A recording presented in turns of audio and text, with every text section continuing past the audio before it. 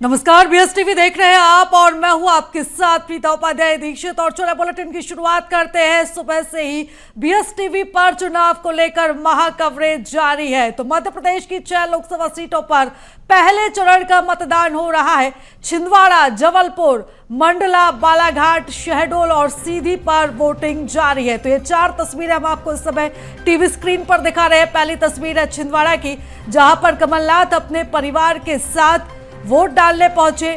और दूसरी तस्वीर है जब आशीष दुबे की पत्नी भी यहां पर जबलपुर में वोट डालने पहुंची थी, सीधी की तस्वीर। और ये लगातार 4 तस्वीरें हम आपको इस समय टीवी स्क्रीन पर दिखा रहे हैं, जहां पर छिंदवाड़ा में कांग्रेस प्रत्याशी नकुलनाथ ने अपने मताधिकार का प्रयोग किया, तो सीधी में कांग्रेस प्रत्याशी कमलेश्वर पटेल वोट डालने पहुंचे। तो बीजेपी प्रत्याशी डॉक्टर राजेश मिश्रा ने भी मतदान किया। जबलपुर से बीजेपी प्रत्याशी आशीष दुबे ने भी मतदान कर दिया है। तो प्रत्याशियों के मतदान की 4 तस्वीरें जो आप इस समय टीवी स्क्रीन पर देख रहे हैं। तो करीब 4 घंटे का समय हो चुका है। सुबह 7 बजे से मतदान की प्रक्रिया शुरू हो चुकी है और करीब शाम 5 बजे तक ये मतदान चलना है। तो अब वोट प्रतिशत भी सामने आने लगे हैं। 3 घंटे के जो है वो प्रतिशत सामने आए हैं। लेकिन इससे पहले ये तस्वीरें हम आपको दिखा रहे हैं जहां पर नकुलनाथ वोट डालने पहुंचे थे, मताधिकार का उन्होंने प्रयोग किया था। जबलपुर की तस्वीर, जहां पर जबलपुर से बीजेपी प्रत्याशी आशीष दुबे ने वोट डाला। इधर राजेश मिश्रा जो कि बीजेपी के प्रत्याशी है, उन्होंने वोट डाला। इसी के साथ ही कमलेश्वर पटेल कांग्रेस से प्रत्याशी, उन्होंने अपने मताधिकार का प्रयोग किया। तो मध्य प्रदेश की हमने बात की और अब बात हम छत्तीसगढ़ की कर लेते हैं, जहां पर दिग्गजों के वोट करने का भी सिलसिला शुरू हो चुका है। तो बस्तर से बीजेपी प्रत्याशी महेश कश्यप वोट डालने पहुंचे। इधर कांग्रेस के प्रत्याशी कवासी लखमा ने भी वोट डाला। तो बीजेपी के प्रदेश अध्यक्ष किरण सिंह देव भी मतदान करने के लिए पहुंचे। तो ये 3 तस्वीरें छत्तीसगढ़ की। पहली तस्वीर कवासी लखमा जो अपने मताधिकार का प्रयोग करते हुए इन तस्वीरों में नजर आ रहे हैं। बीजेपी के जो प्रत्याशी है महेश कश्यप, वो भी वोट डालने के लिए पहुंचे। तीसरी तस्वीर जहां किरण सिंह देव जो कि बीजेपी के प्रदेश अध्यक्ष है, वो भी अपने मताधिकार का प्रयोग करने के लिए पहुंचे हैं। तो सुबह 7 बजे से ही लोग वोट डालने के लिए पहुंच रहे हैं। लंबी लंबी कतारें बाहर मतदान केंद्रों के देखी जा रही हैं। और अब जनता के साथ साथ मतदाताओं के साथ साथ जो प्रत्याशी है वो भी मतदान करने के लिए पहुंच रहे हैं।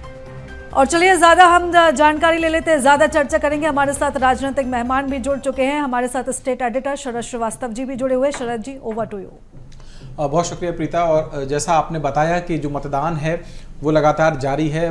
बस्तर एक सीट छत्तीसगढ़ की है और मध्य प्रदेश की भी जो 6 सीटें हैं उनको लेकर मतदान की प्रक्रिया चल रही है। और अच्छा खासा जो उत्साह है वो मतदाताओं में अभी देखने को मिल रहा है। उम्मीद की जानी चाहिए कि ये जो वोटिंग प्रतिशत निकल के सामने आया था शुरुआती 2 घंटों का, ठीक ठाक स्थिति थी, वो और आगे बढ़ेगा। हालांकि क्योंकि गर्मी का मौसम है और गर्मी में आमतौर पर लोगों को ये लगता है कि सुबह जल्दी जल्दी अपने मताधिकार का जो इस्तेमाल है वो कर लिया जाए। फिर जैसे जैसे धूप चढ़ती है तो आमतौर पर ये ट्रेंड रहता है कि लोग थोड़ा कम बाहर निकलते हैं और शाम के वक्त फिर से जो मतदान है वो फिर से बढ़ता है। और यही वजह है कि 6 बजे तक का जो मतदान का समय रखा गया है। अगर बालाघाट की 3 जो सीटें हैं विधानसभा, उनमें केवल 4 बजे तक है, बाकी सब जगह 6 बजे तक है। तो बाकी अलग अलग मुद्दे हैं और किन पर जनता भरोसा करेगी निश्चित ही उसके नतीजे 4 तारीख को आएंगे। लेकिन जो खास मेहमान हमारे साथ हैं, वंदना त्रिपाठी जी हैं, प्रवक्ता हैं बीजेपी की, स्टूडियो में हमारे साथ मौजूद हैं। मैं आपका बहुत स्वागत करता हूं। संदीप पौराणिक जी हैं, वरिष्ठ पत्रकार हैं, मैं आपका भी बहुत स्वागत करता हूँ। जितेंद्र मिश्रा जी हैं, प्रवक्ता हैं कांग्रेस के, जो हमारे साथ स्काइप से जुड़े हुए हैं, मैं आपका भी बहुत स्वागत करता हूं। संदीप जी, मैं पहला जो सवाल है उसका जवाब आपसे चाहता हूं कि आज का जो पहले फेज का मतदान आज हो रहा है उसको मध्य प्रदेश की 6 सीटों के संदर्भ में आप कैसे देख रहे हैं? किसका पलड़ा कितना भारी है? देखिए शरद जी, ये कहना तो बहुत जल्दबाजी हो जाएगा कि किसका पलड़ा भारी है, लेकिन ये बात सही है कि इस बार का चुनाव बड़ा रोचक है। और ये तस्वीर हमें पहले 2 घंटे में 15% मतदान हुआ है, जो अभी तक रिपोर्ट्स आई हैं चुनाव आयोग की, तो ये बताती हैं कि लोगों में उत्साह है। और हम ये भी देख रहे थे पोलिंग बूथ पर कि चाहे बुजुर्ग हो, बैसाखी पर आ रहा हो, व्हील चेयर पर आ रहा हो, युवा आ रहे हों, महिलाएं आ रही हों, तमाम तरह के लोगों के पहुंचने का ये संकेत है कि वो इस लोकतंत्र के उत्सव में अपनी पूरी भागीदारी निभा रहे हैं। लोगों का उत्साह, ये बात सही है, इस बार मतदाता मौन है। मुद्दे बहुत हैं शरद जी, आप ये देखें तो इस बार मुद्दों की कमी नहीं है, लेकिन उन मुद्दों की चर्चा कम हुई है चुनाव में। हम अगर देखते हैं तो जिन 6 सीटों पर चुनाव हुए हैं, ये मतदान चल रहा है, वहाँ बीजेपी ने पूरी ताकत लगा रखी थी। आप देखिए, चाहे मोदी जी हों, उनके दौरे हुए, अमित शाह हुए, जेपी नड्डा हुए। वहीं हम कांग्रेस देखते हैं तो कांग्रेस में राहुल गांधी का एक दौरा हुआ। क्या वाकई में कांग्रेस ने वो संजीदगी से इन चुनाव को लिया है? ये एक बड़ा सवाल है। बीजेपी ने ठीक उसी अंदाज में चुनाव लड़ा है जैसे T20 का चुनाव मैच होता है क्रिकेट का, और बीजेपी कोशिश भी ये कर रही है कि वो ज़्यादातर जगह पर जीते। लेकिन शरद जी, इसमें भी तय है कि 6 सीटों पर चुनाव हो रहा है। सबसे ज़्यादा कशमकश चुनाव छिंदवाड़ा और मंडला में मुझे नज़र आ रहा है। क्या लगता है कि छिंदवाड़ा क्योंकि हाई प्रोफाइल सीट है और इसलिए भी इस सीट का उल्लेख करना ज़रूरी हो जाता है क्योंकि मौजूदा जो समीकरण हैं उसमें से सिर्फ यही एक ऐसी सीट है जो कांग्रेस के पास में है। तो मैं चाहूँगा कि ब्रीफ में आप थोड़ा सा छिंदवाड़ा के बारे में भी बताइएगा, उसके वहाँ के समीकरण के बारे में, फिर मैं बीजेपी और कांग्रेस के मेहमानों के पास जाऊँगा। देखिए, ये बात बिल्कुल सही है कि छिंदवाड़ा मध्य प्रदेश की सबसे हॉट सीट है, सबकी नज़र उस पर है और बीजेपी ने उसे बहुत गंभीरता से लिया है। चाहे हम पिछले 6 महीने का कैंपेन देखें, बीजेपी ने राज्य स्तर के मंत्रियों को, तत्कालीन मुख्यमंत्री शिवराज को, उसके बाद मुख्यमंत्री मोहन यादव को, केंद्रीय नेतृत्व ने पूरी ताकत लगा दी। और दूसरी तरफ हम देखते हैं तो कमलनाथ के बहुत करीबी साथी छोड़ते गए। तो मुझे ये लगता है कि बीजेपी हमें मजबूत दिख रही है, लेकिन कई बार हम समाज में ये देखते हैं जब एक व्यक्ति का साथ बहुत लोग छोड़ते हैं तो उसे सद्भावना, सिंपैथी मिलती है। तो ये चुनाव मुझे जो लग रहा है वो कहीं ना कहीं एक जनाधार बढ़ाने की कोशिश बीजेपी की, और दूसरी तरफ कमलनाथ के साथ जो जनता की सद्भावना जुड़ रही है उसके बीच का चुनाव हो गया अंत में। ये बिल्कुल देखना होगा कि क्या वाकई में सद्भावना रहती है या वाकई में ये उनके लिए जो परेशानी का सबब है वो बनती है। तो आने वाला जो 4 जून का दिन होगा वो बहुत कुछ साफ कर देगा इन परिस्थितियों को। वंदना जी, मैं आपके पास आना चाह रहा हूँ।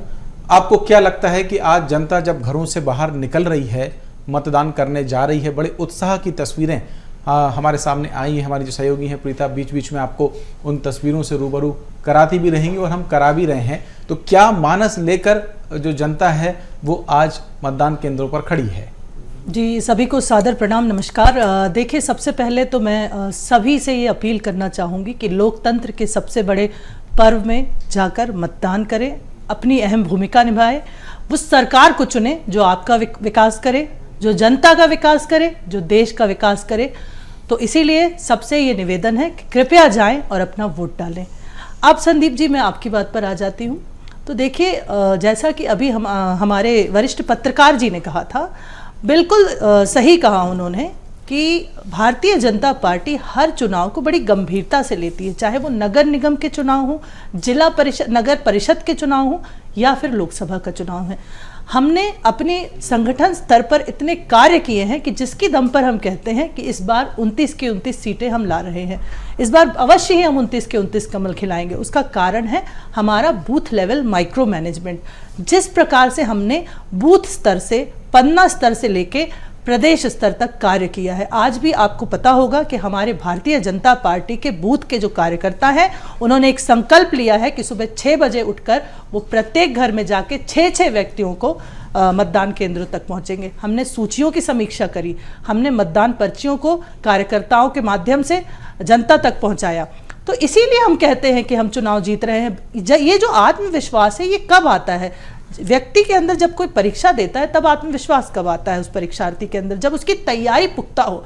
हमारी तैयारी पुख्ता हो। हमने पन्ना लेवल से लेके प्रदेश और केंद्र संगठन तक पूरी अपनी तैयारी करी है। आपने देखा किस प्रकार से हर लोकसभा क्षेत्र में हमारे केंद्र के नेताओं का, हमारे स्टार प्रचारकों का प्रवास हुआ है। किस प्रकार से हमारे माननीय यशस्वी प्रधानमंत्री मोदी जी ताबड़तोड़ रैलियां कर रहे हैं। उसके अलावा जो हमारे जीत का कारण होगा वो होंगे हमारे माननीय यशस्वी प्रधानमंत्री मोदी जी और उनकी गारंटी। हम इसे गारंटी क्यों कहते हैं? उस गारंटी व्यक्ति किसी भी उस बात की लेता है जो कार्य वो करके दिखाता है। पिछली बार जब हम, मैं आऊँगा इस विषय पे आऊँगा, जो हमारा अभी हमारे पास समय है इसलिए मैं कह रहा हूँ कि इस विषय पे मैं आऊँगा। मैं जितेंद्र जी के पास जाना चाह रहा हूँ। जितेंद्र जी, मैं आपसे जानना चाह रहा हूँ कि सेम वही सवाल जो मैंने वंदना जी से किया था कि आज जब मतदाता घरों से बाहर निकला है, वो मतदान केंद्रों तक पहुँचा है, तो उसके मानस में क्या चल रहा होगा, क्या सोचकर वो मतदान करेगा। और दूसरा जो सवाल वो मैं वंदना जी के सवाल से ही जुड़ा हुआ पूछना चाहता हूँ कि उन्होंने कहा कि उनकी जो तैयारी है, यानी कि अपने आप को स्टूडेंट बता रही हैं और उन्होंने बहुत पहले से तैयारी कर दी थी। आप लोगों की तैयारी क्या रही चुनाव को लेकर, मैं आपसे जानना चाह रहा हूं, और मतदाताओं के मानस को लेकर भी मैं जानना चाह रहा हूं कि क्या उनके मन में चल रहा है और क्या आप लोग देख पा रहे हैं। देखिए, आज लोकतंत्र का बड़ा पर्व है। निश्चित तौर पर हम आप सब लोग अपील कर रहे हैं कि मतदान ज्यादा से ज्यादा हो, मतदाता ज्यादा से ज्यादा घर से बाहर निकले और मतदान करें, क्योंकि ये मतदाता का अधिकार है किस किस सरकार को वोट देना है, किस किस सरकार बनाना है, कौन उसके सुख दुख में खड़ा रहा, कौन उसके साथ शोषण करता रहा। आज उस चीज का फैसला होना है, इसलिए ज्यादा से ज्यादा मतदान के लिए लोग निकले, ऐसी हमारी आपकी सबकी विनम्र विनती है मतदाताओं से। दूसरी चीज ये है कि आज 2 घंटे में 17.5% के करीब वोटिंग हुआ है। मैं पौराणिक जी की बात को ही आगे बढ़ाना चाहता हूँ कि इस बार मतदाता मौन है, और ये पत्रकारिता के क्षेत्र में चूंकि आप लोग वर्षों से काम कर रहे हैं, हम लोगों ने भी सार्वजनिक रूप से बहुत सालों से काम किया है, हमें मालूम है कि मतदाता मौन कब होता है। इसको भी समझने की जरूरत पड़ती है कि आज मतदाता जब जब मौन हुआ है, जब जब सरकार के खिलाफ गया है। और निश्चित तौर पर जिस गारंटी की बात वंदना जी कर रही थी, इस बात की गारंटी की बात कर रही थी, मुझे ये समझ में नहीं आया। और खासतौर से मंडला और छिंदवाड़ा, जैसा संदीप जी ने भी जिक्र किया, निश्चित तौर पर मंडला और छिंदवाड़ा यहाँ पर अति उत्साह देखा जा रहा है, क्योंकि जिस तरीके से कमलनाथ जी के लोगों को, जो कि महापौर के पद पे बैठे थे, जो कोई उद्योग चलाते थे, जो किसी ऐसे पद पे थे जहाँ की अविश्वास प्रस्ताव लाया जा सकता है, ऐसे लोगों को अगर कहीं तोड़ने का काम किया है तो वो किस आधार पर तोड़ा गया ये छुपा नहीं है। छिंदवाड़ा की जनता हो या मध्य प्रदेश की जनता, उसे मालूम है कि ये किस तरीके से डरा के धमका के इन लोगों ने भारतीय जनता पार्टी ज्वाइन कराने का काम किया। जब आप उन लोगों से बात करेंगे तो वो अपने दिल के छाले फोड़ते हुए दिखते हैं। वो बताते हैं कि हमारे ऊपर ये दबाव चाह रहा था, अगर हम भारतीय जनता पार्टी ज्वाइन नहीं करते तो हमारा पद नहीं रह पाता। खैर, उन सब बातों को न जा करके मैं ये कहूंगा कि आज छिंदवाड़ा की बात विशेष रूप से की जाए, क्योंकि हाई प्रोफाइल सीट बनी हुई मध्य प्रदेश में, इसमें प्रधानमंत्री से लेकर गृह मंत्री तक अपनी पूरी ताकत झोंक चुके हैं, और इन्हें ये लगा कि कहीं इस सीट को अपने पाले में किया जा सके। लेकिन 1977 से ये लगातार प्रयास मैं ये पूछना चाह रहा हूँ कि एक सवाल ये भी है कि अगर पूरी ताकत झोंक दी तो वो ये मान रहे थे, ऐसा कहा गया कि उनको ये लगता था कि ये थोड़ी कमजोर जगह है हमारी, जहां हमको ज्यादा मेहनत करनी है इस सीट पर, तो वो ज्यादा मेहनत कर लेंगे तो आपके लिए बहुत परेशानी तो हो जाएगी ना। मैं आपको उसी चीज की बात बता रहा था कि मेहनत करने से कुछ नहीं होता। आपने अभी तक क्या काम किया है, आपने किस गारंटी की बात करी है। आपने कहा था 15 लाख रुपए हर खाते में आएंगे, आपने कहा था कि 100 दिन के अगर महंगाई अगर कम ना कर दे तो आप हमारे साथ चौराहे पे ये करते ना, ये तो गारंटी आपकी थी ना। आपने कहा था कि काला धन वापस लाऊंगा, लेकिन 3 गुना काला धन भारतीय जनता पार्टी के लोगों का विदेशों में जमा हो गया है। आपने महंगाई की बात की थी, उस पर खरे नहीं उतरे। कौन सी गारंटी की बात कर रहे हैं आप? आपने कहा था कि 2 करोड़ लोगों को रोजगार दूंगा। आज जनता सब समझती है, आपके बातों को नोट करके रखती है और ये परखती है आज के दिन। की बात आ गई है, मैं आऊंगा आपके पास, अभी हमारे पास पर्याप्त समय है। मैं संदीप जी के पास जाना चाह रहा हूँ दोबारा से। संदीप जी, मैं एक सवाल आपसे ये जानना चाह रहा हूँ कि ये जब चुनाव शुरू हुआ था, यानी कि सुगबुगाहट जब हो रही थी, तो एक बात ये आई कि हो सकता है कि ये जो पूरा चुनाव है मंदिर के मुद्दे पर, क्योंकि राम मंदिर में भगवान रामलला की प्राण प्रतिष्ठा हो गई थी, उस पर पूरा केंद्रित हो सकता है। लेकिन जैसे जैसे हमने देखा कि समय आगे बढ़ा तो ये जो विषय है वो मोदी की गारंटी में परिवर्तित होता चला गया। बीजेपी के परिप्रेक्ष्य से अगर हम देखें तो क्या आपको लगता है कि वाकई में अब जो विषय है इस बार चुनाव का वो मोदी की गारंटी वर्सेस कांग्रेस का जो न्याय पत्र है उसमें हो रहा है? देखिए शरद जी, जहाँ तक राम जी की बात है, अयोध्या की बात है, तो उसका प्रभाव उत्तर भारत में ज़्यादा दिखता है। हम ये नहीं कहते कि दक्षिण भारत में आस्थावान लोग नहीं हैं, लेकिन जब भी धर्म को जोड़ के राजनीति होती है तो उत्तर भारत पर उस पर ज़्यादा असर होता है। लोकसभा का चुनाव देशव्यापी था, आपके पास एक इतना बड़ा चेहरा है जो पूरे देश में पहचाना जाता है, तो फिर आपने मोदी की गारंटी को लाए। अगर आप एक मुद्दे को लेकर चलते तो कहीं ना कहीं लोगों में ये संदेश जाता कि आप राम के सहारे पूरा चुनाव लड़ रहे हैं। आपने ये बताने की कोशिश की कि हमने महिलाओं का सशक्तिकरण किया, गरीबों को 5 किलो अनाज पहुंचाया, देश का मान सम्मान बढ़ाया, सर्जिकल स्ट्राइक की, 370 खत्म की, तमाम चीज़ें जब आपने जोड़ दी तो देश का एक वर्ग तो राम से जुड़ा है, एक वर्ग देश की सुरक्षा की बात सोचता है, एक वर्ग चाहता है कि देश का मान सम्मान बढ़े। मैं कल एक बुजुर्ग आदमी की बात सुन रहा था शरद जी, वो ये कह रहा था कि मकान तो बन जाएगा हमारा, नौकरी तो हमारे बेटे को मिल जाएगी, लेकिन देश का मान और सम्मान कैसे बढ़ेगा इसकी हमें चिंता है। तो एक वर्ग वो है जो देश के मान सम्मान की भी चिंता करता है। तो जब आप कई पॉकेट पर काम करते हैं एक साथ, तो आप लगभग हर वर्ग को लुभाने में सफल होते हैं। तो मुझे लगता है कि मोदी की गारंटी का जो आधार बनाया गया है, उसके पीछे यही मकसद था, उत्तर से लेकर दक्षिण तक और पश्चिम से लेकर पूर्व तक पूरे देश तक अपनी बात पहुंचाई जाए, इसलिए उन्होंने मोदी की गारंटी का सहारा लिया।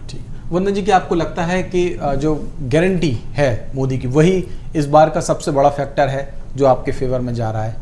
देखिए शरद जी, मैं जितेंद्र जी की बात सुन रही थी और जितेंद्र जी की बातों से फिर से ये बात स्पष्ट हो गई है। वैसे तो ये बात स्पष्ट ही थी कि कांग्रेस पार्टी सिर्फ छिंदवाड़ा में ही चुनाव लड़ रही है, बाकी की 28 सीटें वो पहले से ही मान चुकी है कि वो हार रही है।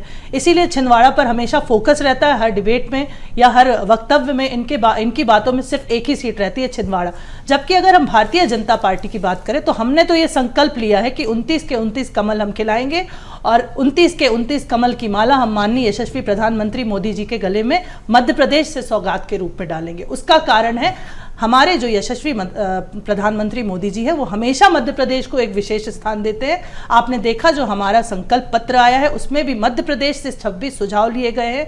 तो कहीं ना कहीं माननीय यशस्वी प्रधानमंत्री मोदी जी ने मध्य प्रदेश को विशेष दर्जा दिया है। वो हमेशा यहाँ जब भी आते हैं यहाँ के लिए सौगातें लाते हैं।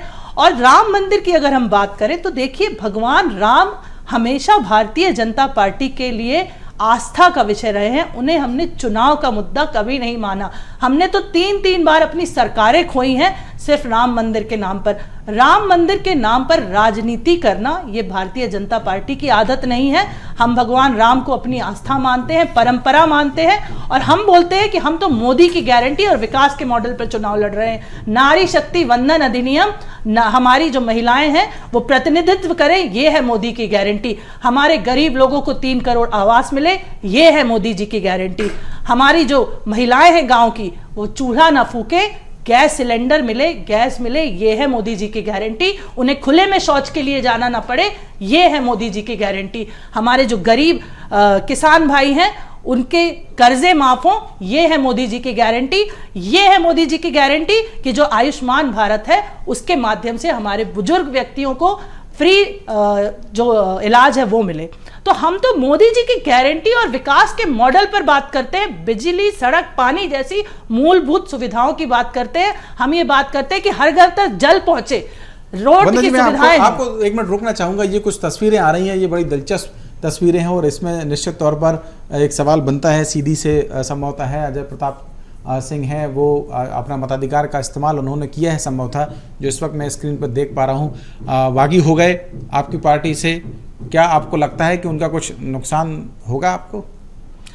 देखिए, अजय प्रताप सिंह जी हमारी पार्टी के एक बहुत वरिष्ठ नेता हैं और मैं हमेशा उनका बहुत सम्मान करती हूँ। मैं स्वयं भी विंध्य से आती हूँ और विंध्य के एक बहुत बड़े दिग्गज हैं। देखिए, हर व्यक्ति की एक विचारधारा होती है, एक स्थिति और परिस्थिति होती है और राजनीति में आप जानते हैं दल बदल, पलायन, ये सब चीज़ें राजनीति में आम बात है। जब किसी व्यक्ति की कोई महत्वाकांक्षा होती है और वो पूरी नहीं होती तो बिल्कुल वो अपना दल बदल सकता है। तो कांग्रेस के लोग भी कहते हैं ना कि भाई जिसकी महत्वाकांक्षा है वो बीजेपी में चला जाता है, तो तब आप कहते हैं कि नहीं क्योंकि वो नाराज हैं इसलिए आ गए। अब अगर अजय प्रताप सिंह जी ने भी ये फैसला किया, बात बताइए मुझे शरद जी कि इतने 70 लाख लोग अगर पार्टी छोड़ रहे हैं तो कहीं ना कहीं एक बहुत बड़ा लूप होल है कांग्रेस पार्टी में। कहीं ना कहीं वो कार्यकर्ताओं को वंदना जी, यहाँ मैं आपको रोकना चाहूंगी क्योंकि इस खास मौके पर मध्य प्रदेश के लोक निर्माण मंत्री राकेश सिंह ने बीएसटीवी से खास बातचीत की और कहा कि आज लोकतंत्र का महापर्व है। पीएम मोदी के नेतृत्व में तीसरी बार देश में बीजेपी की सरकार बनेगी। क्या कुछ उन्होंने इस खास बातचीत में कहा है, सुनवा देते हैं। हमारे साथ बीजेपी के सीनियर लीडर और पीडब्ल्यूडी मंत्री राकेश सिंह मौजूद हैं। सर, वोटिंग के लिए आप जा रहे हैं, क्या कहेंगे सबसे पहले वोटिंग को लेके? देखिए, आज लोकतंत्र का महापर्व है और देश आज निर्णय करने जा रहा है। प्रधानमंत्री माननीय मोदी जी के नेतृत्व में तीसरी बार भारतीय जनता पार्टी और एनडीए की सरकार बने। जो वातावरण है पूरे देश में, वातावरण मोदीमय वातावरण है। हर व्यक्ति माननीय प्रधानमंत्री जी के परिवार का व्यक्ति बनकर वोट डालना चाहता है। और इसीलिए ये चुनाव, आज का जो दिन है, ये वास्तव में एक इतिहास बनाने वाला दिन है, क्योंकि आज शुरुआत हो रही है देश के लोकतंत्र के महापर्व की। आज शुरुआत है, अलग अलग चरणों का आज पहला दिन है और ये एक इतिहास बनाने वाला है। बीजेपी ने टारगेट 29 रखा है, यानी एक सीट जो छिंदवाड़ा की अभी तक बीजेपी के पास नहीं थी, 29 में से 29 सीटें भारतीय जनता पार्टी जीतने वाली सर है। मोदी की गारंटी वर्सेस न्याय की गारंटी कांग्रेस दे रही है। कांग्रेस के मुंह से ये न्याय शब्द अच्छा नहीं लगता। 55-56 सालों तक देश में और राज्यों में शासन करने के बाद भी जिस तरह से उन्होंने सरकार चलाई, उसमें सिवाय शोषण के और व्यक्तियों को, लोगों को जातियों के समूह में, लोगों के समूह में और उसके साथ साथ केवल वोट बैंक के रूप में इस्तेमाल करने के अलावा उन्होंने अपने पूरे कार्यकाल में कभी कुछ नहीं किया। और यही वजह है कि आज कांग्रेस सबसे पीछे दिखाई दे रही है। बिल्कुल, ये थे राकेश सिंह जो कि बता रहे हैं कि कांग्रेस क्यों पीछे दिखे, तमाम आरोप कांग्रेस पार्टी पर लगाए। कैमरामैन देवेंद्र विश्वकर्मा के साथ मनोज राठौर, BSTV जबलपुर। वंदना जी, अपनी बात पूरी कीजिएगा।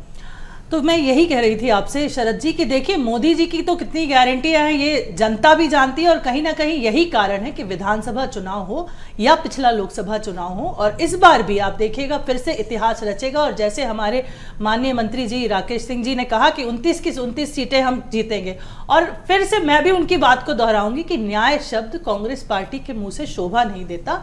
जाति के आधार पर बांटना, वर्गीकरण करना। ठीक है वंदना जी, अब मैं आऊँगा आपके पास, आपकी बात आ गई है, पर्याप्त आ गई। मैं जितेंद्र जी के पास जाऊँगा, लेकिन उससे पहले मैं कुछ ग्राफिक्स के जरिए अपने दर्शकों को समझाना चाहता हूँ। ये हमने एक सभा मीटर अपने दर्शकों की सुविधा के लिए तैयार किया है और दरअसल इस हाईटेक टेक्नोलॉजी के जरिए अपने दर्शकों को ये बताने की हमारी कोशिश है कि उन्हें ये भी पता चले कि आखिरकार इस जो चुनाव हो रहा है उसके पहले चरण का, हालांकि ये ओवरऑल नहीं है, सिर्फ पहले चरण का है, तो उसकी क्या क्या परिस्थितियां हैं। तो प्रधानमंत्री जो नरेंद्र मोदी हैं, उनकी 2 जो रैलियां या कहें कि रोड शो, उनका जबलपुर में एक बड़ा जो रोड शो है वो करीबन 1.5 किलोमीटर का वहां पर हुआ था, तो वो हम इस वक्त में दिखा रहे हैं। और राहुल गांधी की हालांकि एक ही जो सभा है या रैली कहें वो हुई, हालांकि उस वक्त में कुछ ऐसी तस्वीरें भी सामने आई थी कि उनका जो हेलीकॉप्टर है उसका फ्यूल ख़त्म हो गया था, तो फिर जब बाई रोड वो जा रहे थे, सड़क के रास्ते जा रहे थे, तो कुछ महिलाएं से भी उन्होंने जो मुलाकात है महुआ बीनने वाली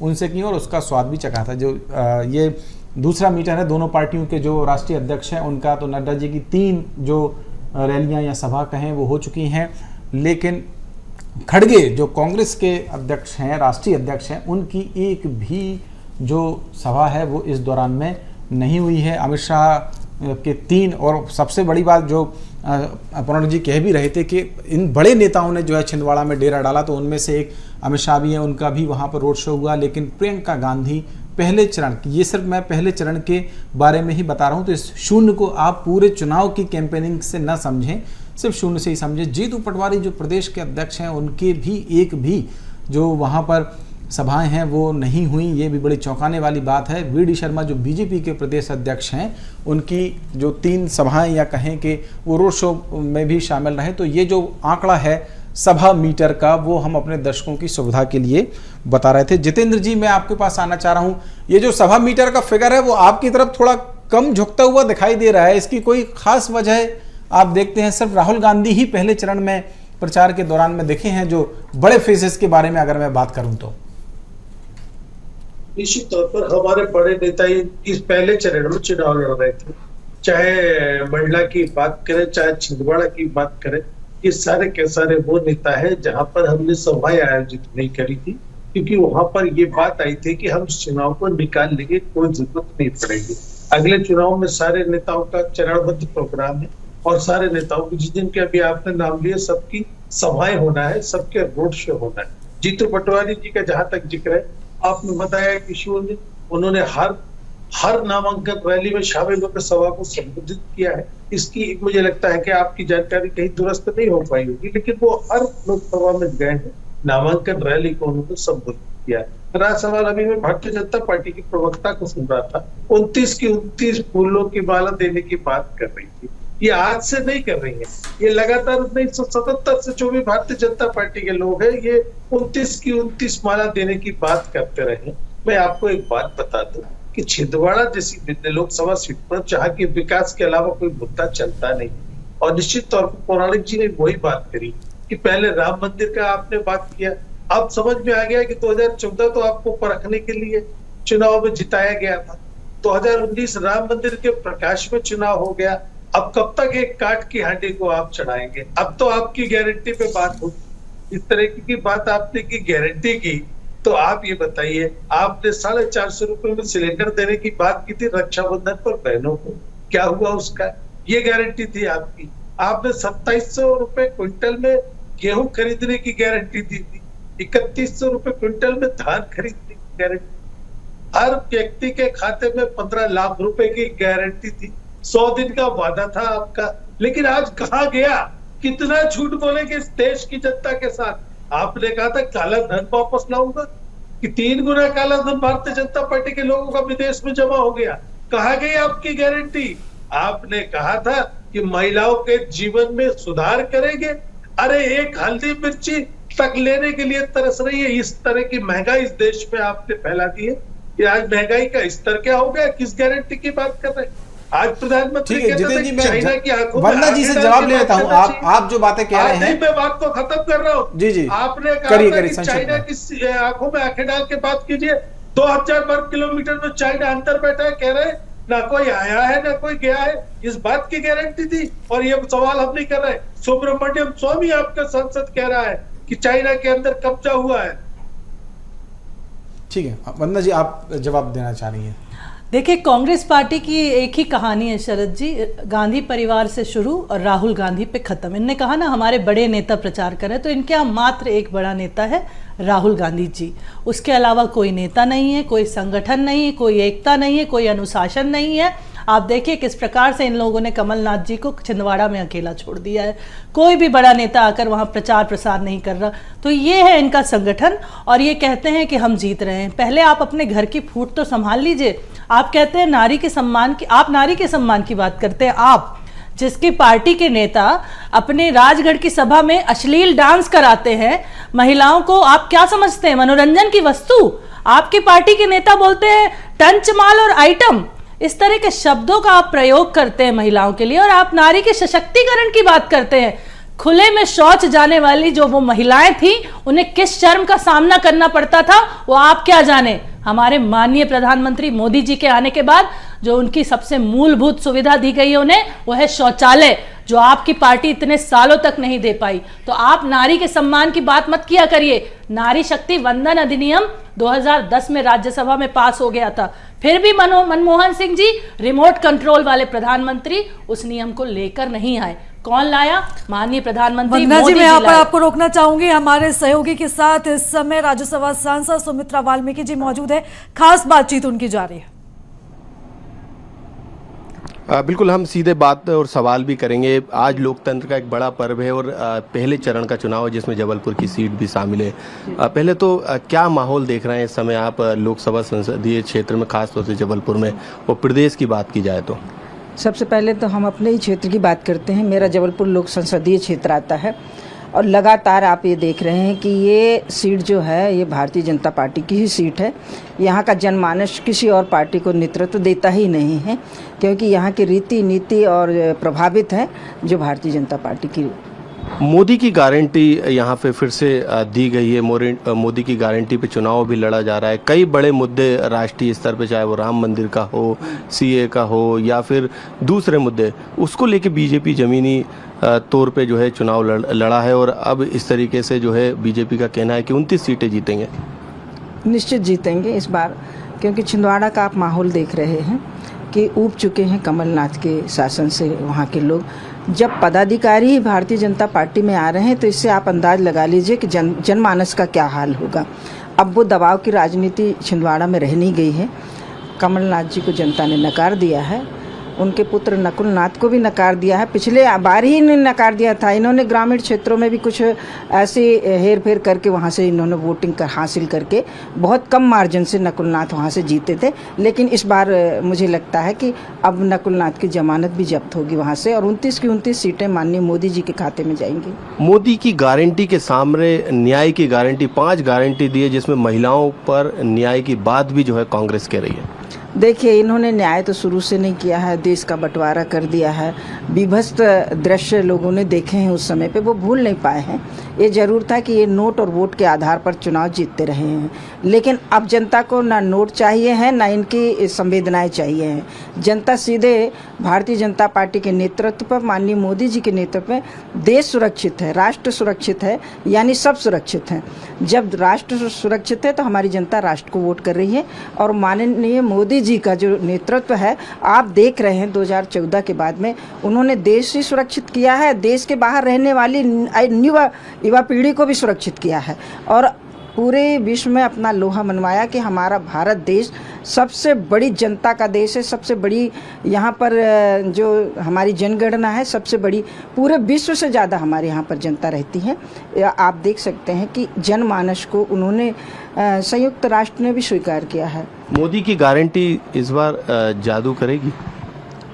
मोदी की गारंटी तो भैया अभी बोल रहे हैं, वो पहले कर चुके हैं, काम ही कर चुके हैं। माननीय मोदी जी की गारंटी जो आज आप देख रहे हैं, इसके पहले उन्होंने काम करके दिखाए हैं।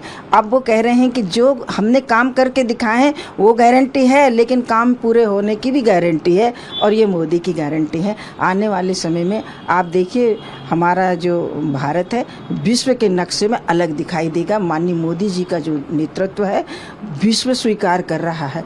ये भले ये ठग लोग हैं, ये जो कांग्रेस के लोग हैं ना, लेकिन कांग्रेस तो ये भी कह रही है कि आप लोग जो है राम के नाम पे वोट मांग रहे हैं। नहीं, ये तो अब क्या है, उनके पास कुछ बचा नहीं है, जनता उन्हें नकार चुकी है। उनके राहुल गांधी को जनता हल्के में लेती है, उनके नेता हल्के में लेते हैं, उनके पास में ना नेतृत्व है, ना नियत है और ना कोई उनके पास में पहचान बची है।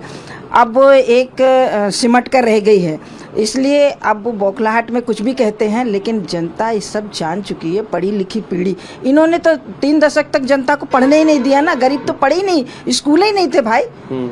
तो अब तो मोदी जी के राज में जब हमारी शासन स्टेटों में आई है तो उन्होंने स्कूलें खोली हैं, बच्चों को शिक्षा के लिए हाथों में किताबें दी हैं, उनकी सुरक्षाएं दी हैं, उनको विभिन्न योजनाओं का लाभ दिया है, पढ़ने के लिए विदेश भेजे गए हैं बच्चों को। और मध्य प्रदेश शासन ने तो इतने काम किए हैं कि यहाँ पर कोई कांग्रेस का नाम लेने को भी तैयार नहीं। फिर कांग्रेस ये क्यों कहती है कि हमारे नेताओं को डराते हैं तमाम एजेंसियों के द्वारा? मध्य प्रदेश के कई कांग्रेस के बड़े नेता जो है बीजेपी में शामिल हुए हैं। बड़े नेताओं को कौन डरा सकता है, अब आप बताइए। ये डराने धमकाने का काम है, ये कांग्रेस की पूरी बुनियादी जो पीढ़ी थी उनकी, वो उनका काम था। हमारी भारतीय जनता पार्टी में एक ही मूल हमारा है कि जो भी आएगा वो निर्भय होकर मतदान भी करेगा और बीजेपी में शामिल भी होगा। तो हमारे यहाँ पर निर्भय होकर भारतीय जनता पार्टी में लोग काम करते हैं। डराना धमकाना कांग्रेस की संस्कृति है, बूथ लूट लेना कांग्रेस की संस्कृति है, वोट नहीं डालने देना कांग्रेस की संस्कृति है, बीजेपी की संस्कृति कभी नहीं रही है। बीएसटीवी लगातार ये अपील कर रहा है कि ज़्यादा से ज़्यादा पहले चरण में वोटिंग हो, जो परसेंटेज पिछली बार रहा 2019 में उससे ज़्यादा और पूरे मध्य प्रदेश में जो वोटिंग परसेंटेज हो वो रिकॉर्ड तोड़ो। आपकी तरफ से क्या अपील आप करेंगे खास तौर से मतदाताओं के लिए? देखिए, मतदाताओं के लिए मतदाता बहुत जागरूक हो गया है और जैसा कि मतदाता लोकतंत्र में विश्वास करता है, हमारे भारत के अलावा और किसी विश्व में ऐसा देश नहीं है जहां पर हमारे भारत से कोई टक्कर ले सके लोकतंत्र के मामले में। और मैं तो यही आने वाले समय कह रहे हैं कि लोकतंत्र ही हमारा सबसे बड़ा मूल मंत्र है। इसको संभाल कर हमारी जनता रखे, हमारे नेता रखें और हम जो काम करने वाले, हम स्वयं काम करने वाले लोकतंत्र में और जनता के बीच, समाज के बीच, तो हम भी यही चाहते हैं कि जो हमारा संस्कृति है, हमारी सनातन परंपराएं हैं और हमारी जो मूल भावना है कि हम अपना नेता राष्ट्र के लिए स्वयं चुनते हैं, इसलिए ये आने वाले जो लोगों को मैं यही कहना चाहूँगी कि इस विश्वास को आप टूटने मत देना। लोकतंत्र एक ऐसा मजबूत स्तंभ है, कोई छल कपट कितना भी कर ले, लेकिन वो थोड़े दिन बाद में अपने आप जनता उसको नकार देती है। कांग्रेस ईवीएम पे भरोसा नहीं कर रही है, बैलेट पेपर की बात कर रही है कि बैलेट पेपर पे चुनाव होना चाहिए। क्या है, बैलेट पेपर इनका पहले से ये रहा है। बिल्कुल शरद जी, सुमित्रा जी की बात हम सुन रहे थे और इसके पहले भी तमाम हमने बीजेपी के दिग्गजों की जो बात सुनी है, वो अपनी जीत को लेकर काफी आश्वस्त नजर आ रहे हैं। बिल्कुल ठीक कहा है प्रीता आपने, और उनके अपने अपने दावे हैं और सुमित्रा वाल्मीकि तो कुछ ज़्यादा ही उत्साहित दिखाई दे रही हैं और उन्होंने यहाँ तक भी कह दिया है कि नकुल की जो है जमानत जब्त हो जाएगी, ये मुझे लगता है कि तो कुछ ज़्यादा बड़ा दावा हो गया है। 29 से भी ज़्यादा जो बड़ा दावा है। संदीप जी, आप कितना सहमत हैं मेरी इस बात से? देखिए शरद जी, राजनेता और राजनीतिक दल का कार्यकर्ता हमेशा बड़ी बात तो करेगा, क्योंकि मैसेज उसको देना है कि उसका कार्यकर्ता उत्साहित हो। 6 सीटों में चुनाव है और अगर बीजेपी की राज्यसभा सदस्य ये कह रही हैं कि नकुल नाथ की जमानत भी जब्त हो सकती है, तो इसका संदेश कहीं ना कहीं वो उन इलाकों में पहुंचाना चाहती हैं जहां आने वाले समय में चुनाव होने वाले हैं। कार्यकर्ता को लगेगा जब जमानत नकुल नाथ की जब्त हो सकती है तो हमारे इलाके में तो कुछ भी हो सकता है। उनका ये दावा ठीक है, आपने कहा कि राजनीतिक तौर पर हो सकता है। चलिए, ये तो एक सवाल हो गया, लेकिन मैं जो आपसे बात जानना चाह रहा था, सभा मीटर पर जब हम बात कर रहे थे तो हमने देखा कि ख़ास तौर से, क्योंकि ये इलाका भी ट्राइबल का है, बालाघाट की हम बात करें, मंडला की बात करें, तो इन क्षेत्रों में जो आदिवासी वोटर है वो ये कहा जा रहा है कि इस बार महत्वपूर्ण भूमिका, हालांकि हर बार ये माना जाता है कि जो ट्राइबल का वोटर है वो ज़्यादा महत्वपूर्ण रहता है और निर्णायक साबित होता है। मध्य प्रदेश में सबसे ज़्यादा जो वोटिंग प्रतिशत है वो उनका है, आदिवासियों का। तो क्या आपको लगता है कि इस बार का जो आदिवासी फैक्टर है या ट्राइबल फैक्टर है, मैं राहुल गांधी के उस विजुअल को भी याद कराना चाह रहा हूँ आपको, जो महुआ बिन वाली जो महिलाएं थी उनके साथ गाड़ी रोक कर उन्होंने उनका स्वाद चखा था, इन सारे कनेक्शंस को जोड़कर आप क्या देखते हैं कि किस तरीके की परिस्थिति बन रही है?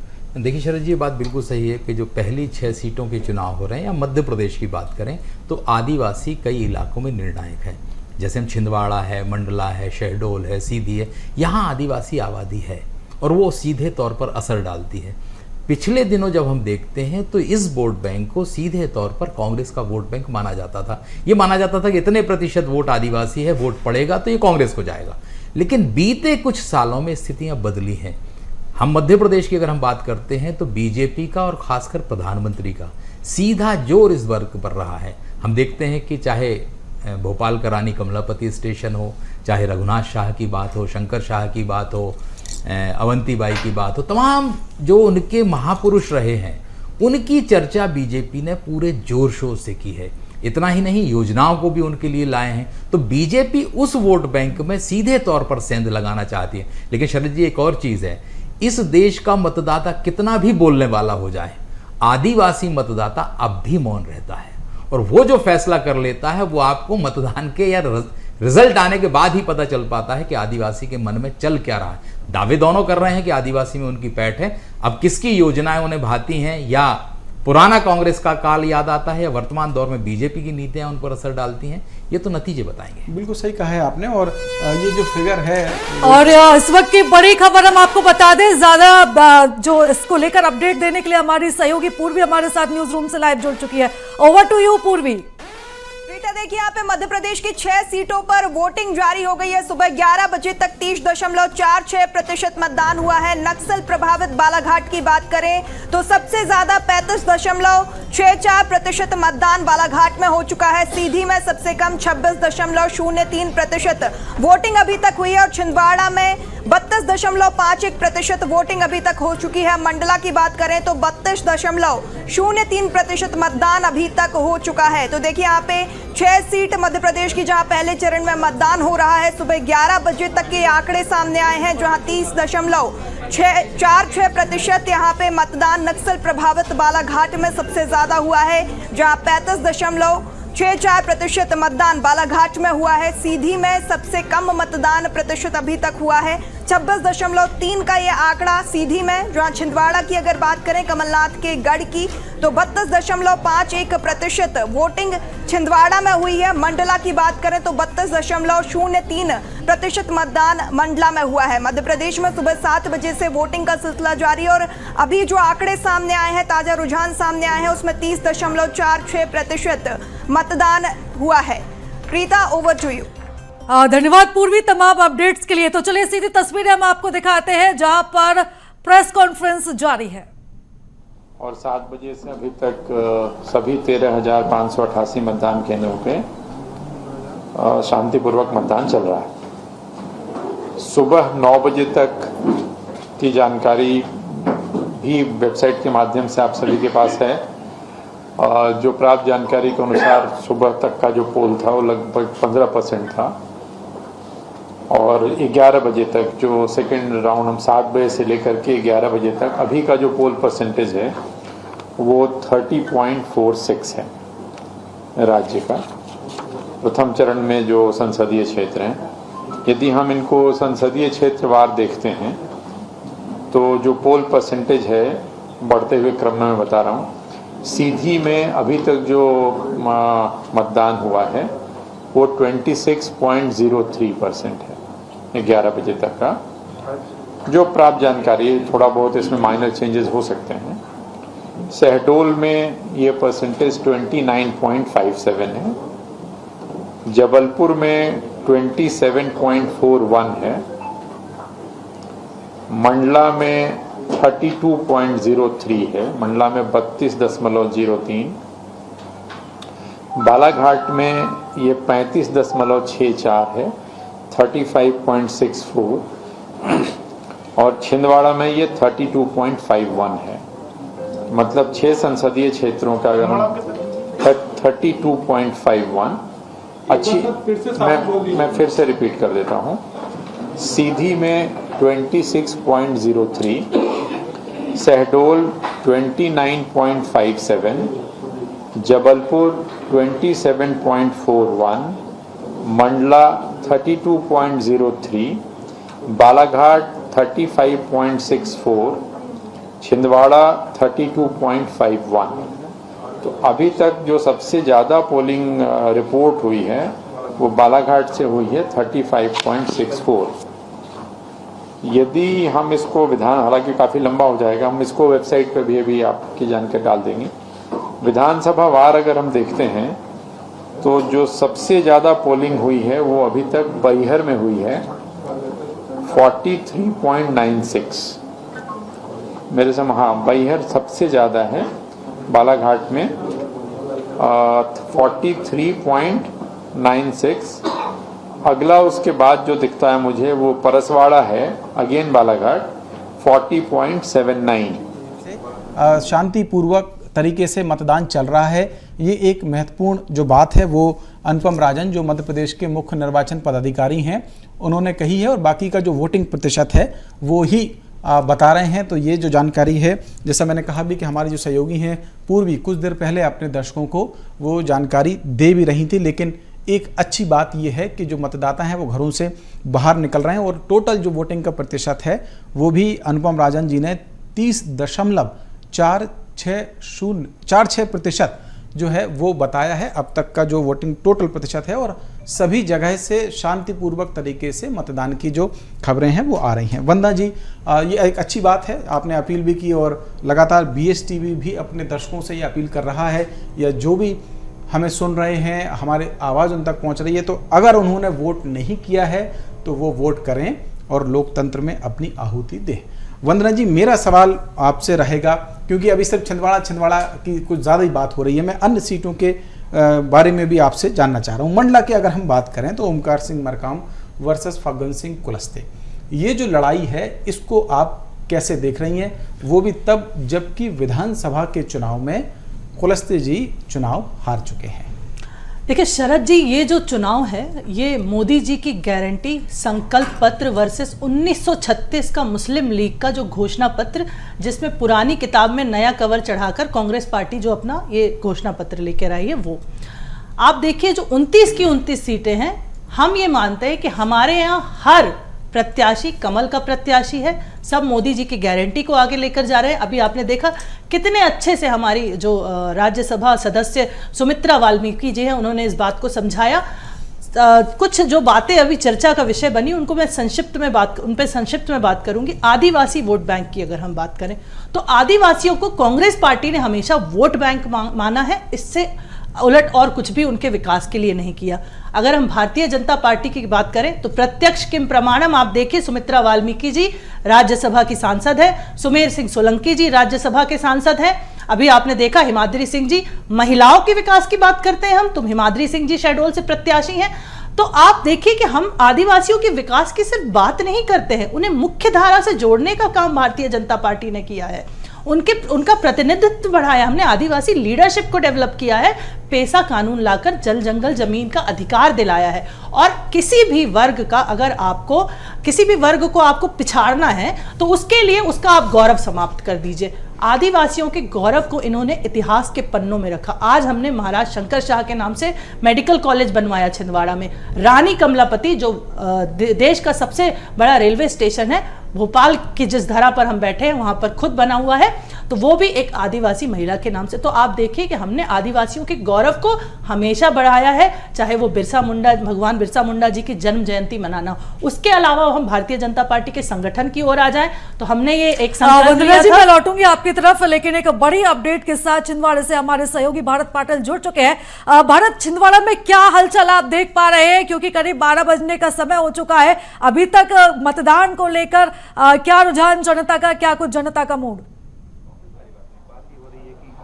रहते हैं वहाँ पर मुद्दे भी तो होते हैं कि आपको क्या चाहिए, विकास चाहिए जी या कोई और चीजें। देखिए, इस बार छिंदवाड़ा की जनता काफ़ी जागरूक है और ये इसलिए भी क्योंकि 12 बजे का वक्त है और जो मतदान का प्रतिशत है वो लगातार बढ़ रहा है। 32% से अधिक का मतदान जो है वो अभी तक हो चुका है। लेकिन देखिए, मेरे पीछे की ये जो तस्वीर जहाँ मैं खड़ा हूँ, यहाँ पर भी जो है मतदान का अपना अधिकार का जो उपयोग है वो करके पहुंचे। पाजी, क्या मुद्दे हैं, क्या मुद्दा था यहाँ का, और आप आज मतदान करके? क्या मुद्दा? बस हम चाहते हैं कि सब अच्छे से अच्छा हो, हमारे शहर का विकास हो, और क्या चाहिए हमको? कुछ नहीं चाहिए। अच्छा, ये एक था मंदिर, ये तमाम चीजें राजनीति में हम देखते हैं, तमाम चीजें हैं आप, लेकिन मतदान का अधिकार सबका है। सबका अधिकार है, ये अपनी जगह पे, ये मजहबी काम अपनी जगह पे, विकास अपनी जगह पे। छिंदवाड़ा का कितना विकास देखते हैं? विकास तो काफी हुआ पहले। अब ये बंडी साहू अगर आते हैं वो क्या करते हैं वो बाद में पता लगेगा, अभी तो कुछ कह नहीं सकते। तो वाकई देखिए, और भी तस्वीरें हैं और भी कुछ बात यहाँ पर देखिए। आप पहुंचे हैं, अपना मतों का उपयोग करके पहुंचे हैं और चर्चा करेंगे। कैसे देख रहे हैं, मतदान किया है, काफी जागरूक नजर आ रहे हैं सभी। इतनी 12 बज रहा, धूप भी पड़ रही है, लेकिन आप लोग घरों से निकले। क्या बोलना चाह रहे हैं जी? क्या बुलवाना चाह रहे हो आप? ये जो मतदान है, मतदान के लिए आप पहुंचे हैं, इस बार छिंदवाड़ा की जनता ज्यादा जागरूक दिख रही है। तो जागरूक होने नहीं चाहिए ना जनता को? जागरूक है तो वो वोट करेगी, वोट करने से पता चलता है कि वो जागरूक है, बस। अच्छा, इस बार नए मतदाता भी जुड़े हैं। आप पहली बार वोट डाल रहे हैं?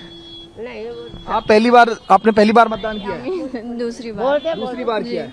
इस बार क्या मुद्दे थे छिंदवाड़ा के, क्या जहन में था कि मतदान के लिए? सर, छिंदवाड़ा का विकास हो, इसके लिए से हम लोगों ने अपना यानी समर्थन दिया है कि विकास हो छिंदवाड़ा का, बस। बिल्कुल, जो जनता है वो साफ है छिंदवाड़ा के मुद्दे पर लेकर के। आपने मतदान किया, कैसे देख रहे हैं छिंदवाड़ा के क्या मुद्दे थे, क्या जमीनी हकीकत है छिंदवाड़ा की, क्या जहन में था? देखिए, आज तो लोग माननीय प्रधानमंत्री नरेंद्र मोदी जी ने जो देश में विकास किया उसको देख के लोग जागरूक हुए हैं, और जो देश में विकास हो रहा है उस विकास को देख के लोग मतदान कर रहे हैं। बिल्कुल, यहाँ पर जो है जागरूक भी हैं लोग, नजर भी आ रहे हैं, और भी आप भी अभी पहुंचे हैं मतदान के लिए, क्या कहेंगे? ठीक है, अच्छा चल रहा है, बढ़िया।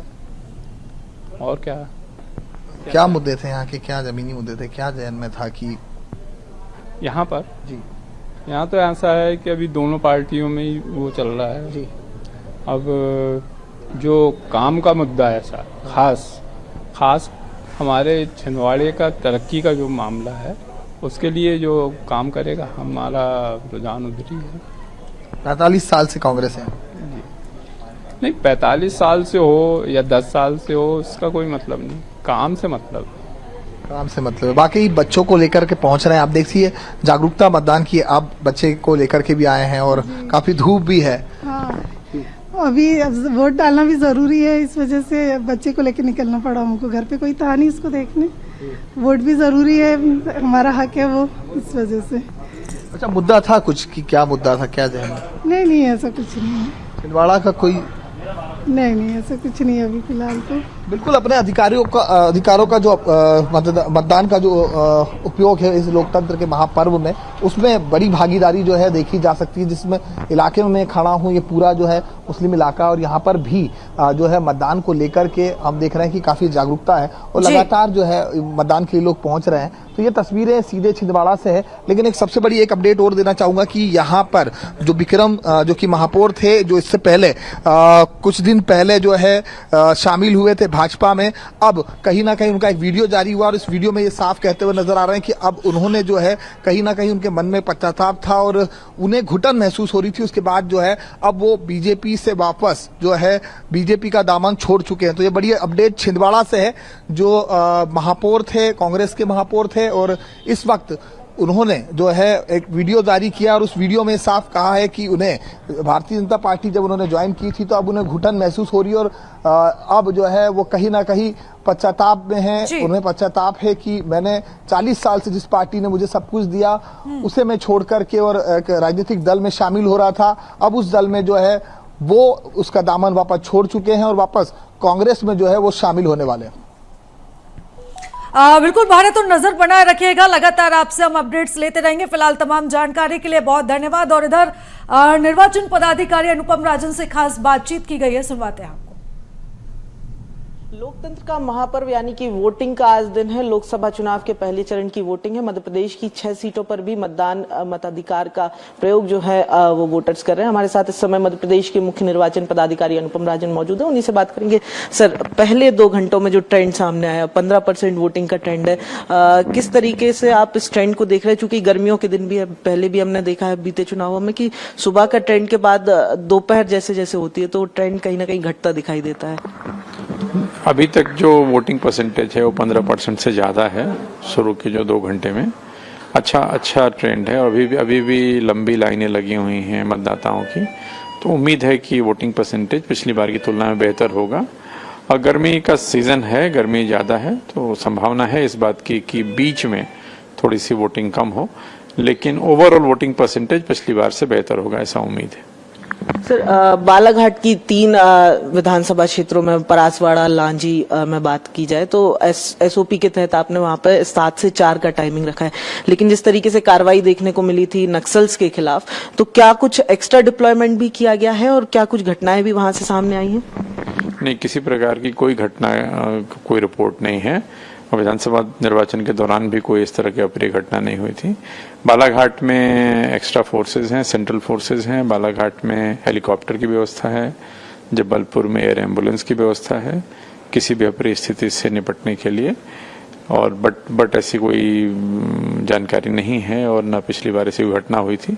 वोटिंग परसेंटेज काफ़ी अच्छा है बालाघाट में। 3 जगहों पे जो नक्सल प्रभावित इलाके हैं वहाँ काफ़ी अच्छी वोटिंग हो रही है। कई मतदान केंद्रों पे तो जो छोटे मतदान केंद्र थे हालांकि, लेकिन वहाँ 100% वोटिंग हुई। एक मतदान केंद्र है दुगलई, जहाँ 80 वोटर्स थे, पूरे 80 लोगों ने वोट कर लिया। तो ये अच्छी बात है, मतलब लोकतंत्र की मजबूती का प्रमाण है एक तरह से। तो ये थे हमारे साथ मध्य प्रदेश के मुख्य निर्वाचन पदाधिकारी अनुपम राजन। साफ तौर पर अगर कहा जाए तो वोटिंग जो है अभी तक शुरुआती 3 घंटे में शांतिपूर्ण पूरे प्रदेश भर में चल रही। आंकड़े भी संतोषजनक आंकड़े दिखाई दे रहे हैं। और साथ में अगर वोटर आई कार्ड नहीं भी है, वोटर लिस्ट में नाम है, तो ऐसे में 12 आईडी प्रूफ और होते हैं, यानी कि सरकारी रजिस्ट्रेशन जिनमें है उन किसी भी आई कार्ड के जरिए जो है वोटिंग की जा सकती है। कैमरा पर्सन तपन के साथ प्रखर जैन, BS टीवी भोपाल।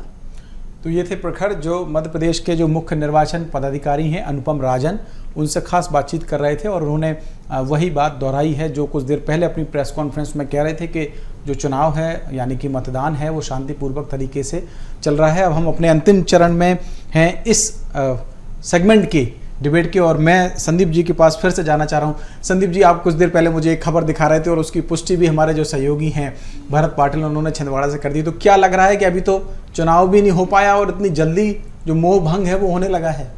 ये बड़ा सवाल है शरद जी। क्या एक राजनेता जो इतने बड़े पद पर है, महापौर है, वो 10 दिन में बदल गया? हृदय परिवर्तन हो गया? अब कुंठा की बात करने लगे। मुझे लगता है कि जो अवसर, पहले वो कुंठा जिस पार्टी में थे उसमें महसूस कर रहे थे। वो नकुलनाथ की आलोचना कर रहे थे जी। वो ये कह रहे थे कि मैं घुटन महसूस कर रहा था इसलिए बीजेपी में आ गया। शरद जी, वाकई में ये अवसरवादिता की राजनीति का दौर है। जो भी दल बदल रहे हैं, भले कोई कुछ भी कहे, कि नीति, नियत, सिद्धांत, नेतृत्व, तमाम चीज़ें, ये सारे लोग जो दल बदल रहे हैं ये अवसर के लिए बदल रहे हैं, नहीं तो समाज सेवा करने के लिए क्या जरूरत है किसी डंडे झंडे की। जितेंद्र जी, एक लास्ट कमेंट में आपसे भी जानना चाह रहा हूं कि आपके लिए थोड़ी संतोषजनक खबर है कि जो छिंदवाड़ा के महापौर हैं जिनका हृदय परिवर्तन कुछ दिन पहले हो गया था, अब फिर हो गया है, आज ही हो गया है, मतलब मतदान वाले दिन। नहीं, देखिए, सबसे पहली चीज तो आज जो आपने छिंदवाड़ा की बात की है और जो छिंदवाड़ा का सूचना सामने आई है, इस बात को लेकर के हम एकदम कॉन्फिडेंट थे कि जो लोग भारतीय जनता पार्टी पे जा रहे हैं ये दबाव डाल करके ले जा रहे हैं। मैंने अभी इसके पहले भी आपको बताया था, और ये सारे के सारे लोग कांग्रेस का काम करेंगे। विक्रम महाके जी का आपने देख लिया किस तरीके से उनके ऊपर दबाव डाला गया था कि तुम्हें पद से हटा देंगे, अविश्वास ले आएंगे। आज आपके सामने सारी स्थिति स्पष्ट हो गई, और साथ में छिंदवाड़ा का परिणाम भी आपने देख लिया। जिस तरीके से सुमित्रा जी कह रहे जमानत जब्त हो जाएगी, एक बार ये क्लिपिंग उनके पास भी भेज दीजिए, उनकी भी समझ में आ जाएगा। वंदना जी कह रही थी कि कांग्रेस महिलाओं की, अरे बाराबंकी के सांसद का टिकट क्यों काटा आपने? अगर मैं कहना चाहूं, मुझे बड़ी शर्मसार होना पड़ रहा है एक महिला के साथ अश्लील संबंधों के कारण। ठीक है जितेंद्र जी, समय थोड़ा सा कम है, मैं एक क्लोजिंग कमेंट वंदना जी से भी लेना चाहूंगा। जितेंद्र जी, अब समय थोड़ा सा कम है। वंदना जी, ये आपको नहीं लगता कि जनता भी ये सब देख रही होगी कि एक नेता महापौर हैं वो आप पार्टी में शामिल कराते हैं और पूरा धूमधाम के साथ में शामिल कराते हैं, आज वो फिर उनका हृदय परिवर्तन हो जाता है, तो ये सब जनता नहीं देख रही होगी? क्या आपको ऐसा नहीं लगता है? देखिए शरद जी, ये उनका व्यक्तिगत निर्णय है। मैं तो एक मतदाता को सुन रही थी, वो विकास की बात कर रहे थे, वो नेता की बात कर रहे थे, वो मोदी जी की बात कर रहे थे। तो देखिए, भारतीय जनता पार्टी दूसरे की रेखा छोटी करने में विश्वास नहीं रखती, अपनी रेखा बढ़ाने में विश्वास रखती है। हम जीत का दम्भ नहीं भरते और किसी की हार का उपहास नहीं करते। आपने जनता के मुंह से सुन लिया कि वो विकास पुरुष माननीय मोदी जी को प्रधानमंत्री बनाना चाहते हैं, और मोदी जी को बनाना भी चाहिए। क्यों? क्योंकि हम बोलते हैं, भारतीय जनता पार्टी के कार्यकर्ता कहते हैं कि हमारे पास देश को आगे बढ़ाने वाला नेता है, जनता का विकास करने की उसकी नीति है और विश्व में देश का नाम रोशन करने की उसकी नीयत है। इसीलिए माननीय प्रधानमंत्री मोदी जी को चुनिए, मध्य प्रदेश में 29 सीटें जितवाइए और इस बार 400 के पार कराकर फिर से माननीय प्रधानमंत्री मोदी जी को भारत का प्रधानमंत्री बनवाइए। आपने जनता के मुंह से भी सुन लिया। समय की थोड़ी सी बाध्यता है, इसलिए हमें ये चर्चा को यहीं विराम देना होगा। लेकिन कुल मिलाकर ये कह सकते हैं कि जनता बहुत समझदार है, वोटर बहुत समझदार है। कुछ दिन पहले जब हमारे सहयोगी भरत मतदाताओं से बातचीत कर रहे थे तो उन्होंने डेवलपमेंट की भी बात की, उन्होंने पसंद की भी बात की, और कुछ ऐसी भी तस्वीरें थी कि अपने छोटे बच्चों को लेकर भी मतदान केंद्रों तक जो मतदाता हैं वो पहुंच रहे हैं। तो मतदाता बहुत समझदार है और हर बात को वो समझ रहा है। अब देखना होगा कि आखिरकार पहला चरण जो आज हो रहा है उसमें मतदाता के मन में क्या है और ईवीएम में उनका मन किस ओर, यानी कि किस पार्टी की ओर कैद हो रहा है। इसके लिए 4 तारीख तक का इंतजार करना होगा। आप सभी मेहमानों का हमारे साथ जुड़ने के लिए बहुत शुक्रिया।